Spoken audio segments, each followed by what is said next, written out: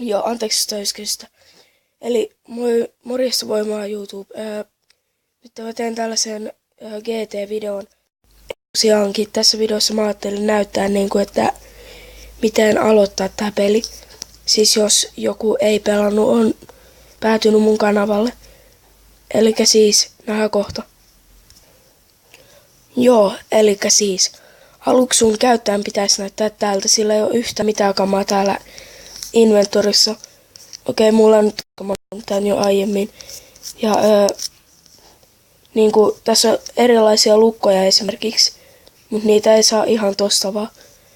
Eli yksi tapa miten aloittaa on, että menee keräämään dirttiä ja näin. Siinä saattaa kestää jonkun aikaa, että saa 50 timanttia, eli näitä.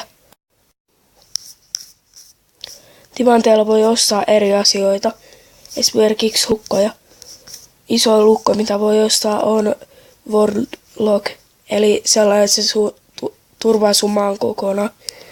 Ja Small Lock on pienin niistä, eli se kannattaa ostaa ekana. Se suojaa ton verran, mutta älkää ikinä päästäkö ketään sinne, koska useimmat saattaa olla skämmereitä. Niistä tulee kohta lisää tietoa.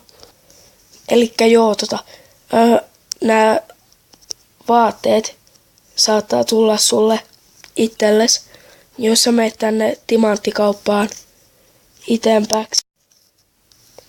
Ja sitten tämä clothes bag, sekin maksaa vain 50 timanttia, eli siihen ei tarvi kehrähtää kauheasti. Ja tässä tulee vähän arvokkaampi tässä rare clothes bag. Sori, mä en osaa englantia kauhean hyvin. Ja sitten täällä on myös kaikkia muita päkkejä, jotka voi säästää timantteja. Sitten kun sä alat tulla vähän rikkaammaksi, sä saatat saada VL:n, sen voi laittaa maahan. VL:llä voi myös ostaa tietynlaisia juttuja. Esimerkiksi Air Robinson, ne antaa sulle nopeamman vauhin. Ja niin, niistä skämmereissä tulee tietoa sitten kohta. Meillä tässä oli tästä aloituksesta vaan vähän neuvoja. Ja vielä yksi ilmoitus ennen kuin mä kerron niistä skämmereistä. Älkää ikinä itse skämmätkö, se on ihan sairaan ärsyttävä tunne, kun sut skämmätään itse, niin ei kannata. Ja vielä nopeasti siitä, että jos sä haluat vaihtaa ihon väriä, sun täytyy mennä tonne ihmeen lapun kuvaan, mikä on täällä ylhäällä, tai tää sitten Options. Ja siellä on näitä ihoja, mutta nämä värilliset ihot tulee vasta 20-levelisille tai niille, jotka on ostanut kerran. Eli joo,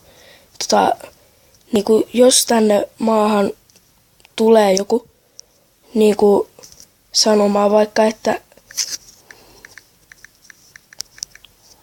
eli trustaa VL, että pitäisi tehdä sellainen luottamistesti, että antaa VL, se antaisi sen takaisin, sen, niin se saattaisi vaan lähteä ja ottaa sen mukanaan, niin ei kannata tehdä sille.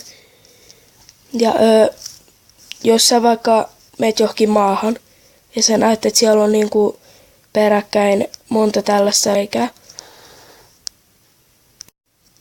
niin se meinaa sitä, että siellä pidetään drop game ja ne on laittomia tässä pelissä, koska ne on useita skämmejä.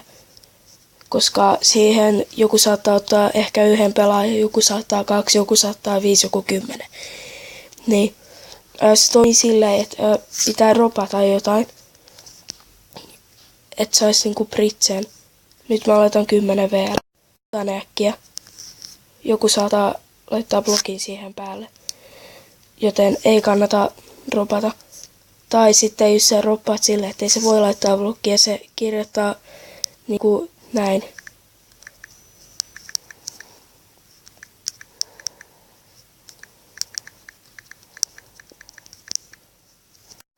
Niin kautta ban sitten sun nimes. Eli sitten se bännää sut sieltä automaattisesti. Eli joo.